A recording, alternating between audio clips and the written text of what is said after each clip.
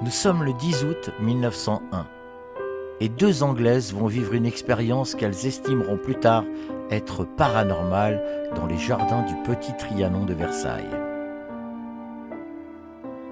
Ces deux professeurs émérites d'Oxford, Charlotte Moberly et Eleanor Jourdain, décident de visiter Versailles et ses jardins lors de leur séjour en France. La journée se passe tranquillement, si tranquillement qu'elles vont pousser la visite jusqu'au Trianon. À première vue, rien ne semblait pouvoir troubler le déroulement de cette journée ordinaire. Et pourtant, ce qu'allaient vivre ces deux femmes allait être pour le moins déroutant.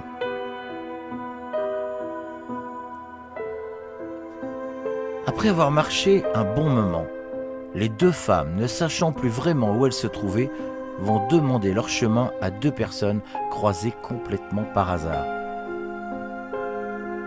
Ces deux hommes portaient des manteaux verts, des petits tricornes et des bêches de jardiniers.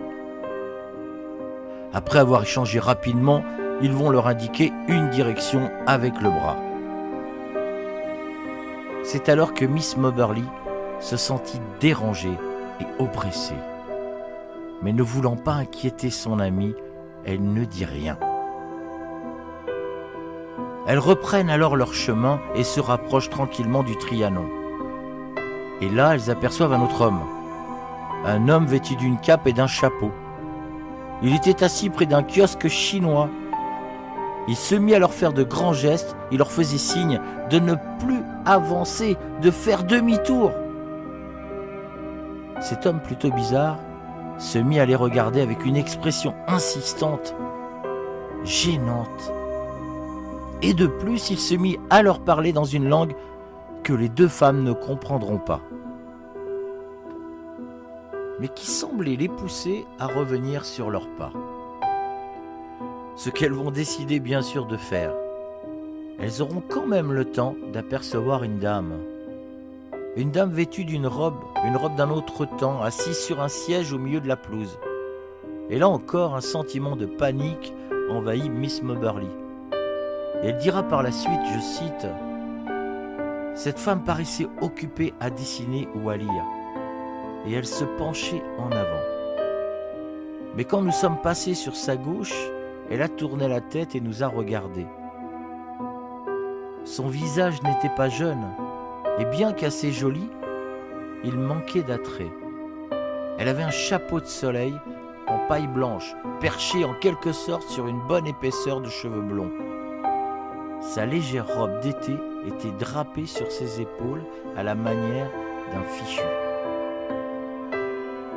De retour sur Paris et troublés par cette expérience, ce n'est qu'une semaine après que les deux amis décidèrent d'échanger autour d'une tasse de thé sur cette journée passée à Versailles. Directement et sans aucune hésitation, Miss Moberly demanda à sa cadette, « Penses-tu que le Petit Trianon soit tenté ?» Et là, sans aucune hésitation, Miss Jourdain lui répondit avec un grand oui. Oui, il est tenté, c'est sûr. En comparant leurs deux récits, elles vont y retrouver plusieurs similitudes, comme le sentiment d'anxiété et de tristesse inexplicable, survenu au même moment au Petit Trianon. De retour en Angleterre, elles décideront de ne parler à personne de leur mésaventure. Et c'est seulement un an plus tard que les deux amies mettront sur papier leur récit qu'elles enverront à la Société de recherche psychique de Londres, qui malheureusement, faute de preuves, refusera de le publier. Attristées et décidées, les deux femmes repartiront sur Versailles pour commencer une enquête minutieuse. En arrivant sur place, certaines choses vont les dépasser, à commencer par les lieux qu'elles ne reconnaîtront pas. Elles apprendront aussi de quoi les décontenancer qu'un des chemins qu'elles avaient empruntés n'existe plus. Et ce depuis des années. Rajoutons à cela que le petit pont, vu pendant la promenade, ne disait absolument rien à personne. Et si on parlait du temple chinois, alors là, c'est encore pire. Aucune trace, et d'ailleurs personne n'a jamais eu vent de la construction d'un tel édifice. Pour ce qui est de la femme assise, après plusieurs mois de recherche, elles mettront enfin un nom dessus. Du moins, c'est ce qu'elles pensaient. Il ne fait aucun doute pour les deux amis que la femme vue assise sur une chaise dans l'herbe au Trianon ressemble trait pour trait à un tableau de Wertmüller, dont le sujet n'est autre que Marie-Antoinette. Après analyse de leurs notes, elles concluront à la possibilité que ce qu'elles avaient vu était tout simplement des reliquats de mémoire de l'épouse de Louis XVI durant la journée du 5 octobre 1789. Journée particulièrement chargée en émotions pour la reine, car elle apprenait ce jour-là que le peuple de Paris était en train de marcher sur Versailles. Elles finaliseront leur récit et le publieront en 1911 sous le titre français « Les fantômes du Trianon ». Le succès sera immédiat et de nombreux experts vont s'intéresser de près à cette histoire. L'expérience de ces deux Anglaises sera d'abord mise à mal par la critique intellectuelle et scientifique, car les vérifications historiques ne seront malheureusement pas concluantes pour elles à l'époque. Il n'empêche que l'accumulation de détails et de coïncidences troublantes vont commencer à semer le doute dans les esprits.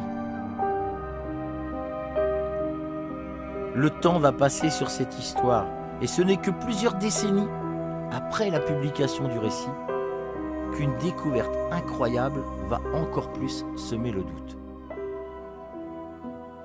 En effet, durant des fouilles, un plan du Trianon sera découvert, et sur celui-ci, on ne pourra que constater qu'un pavillon chinois avait bel et bien existé en 1774. Alors plusieurs questions vont se poser. Comment ces deux femmes auraient-elles pu connaître cette information, insoupçonnée à leur époque? Et si les hommes habillés de vert avec un tricorne étaient en réalité les fantômes des jardiniers du roi Louis XV? Eh oui! Il faut savoir que le vert était la couleur officielle de leur tenue. Et sous Louis XVI, elle était différente.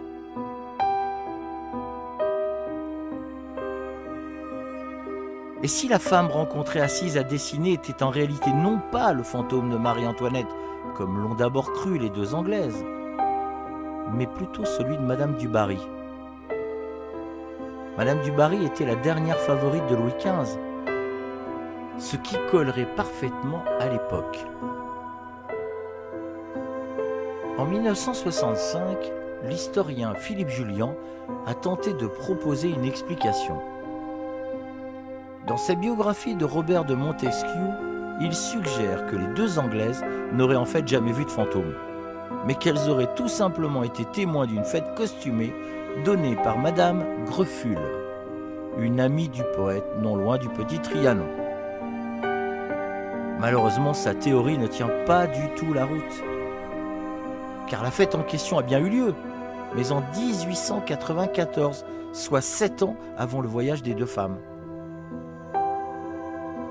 De plus, cette fameuse journée, la comtesse Greffule se trouvait à l'hôtel Astor à Londres. Et elle n'était pas seule puisqu'elle était avec sa fille. Alors, qu'ont réellement vu Charlotte Moberly et Éléanore Jourdain le 10 août 1901 dans les jardins du Petit Trianon de Versailles? Fantôme ou hallucination collective?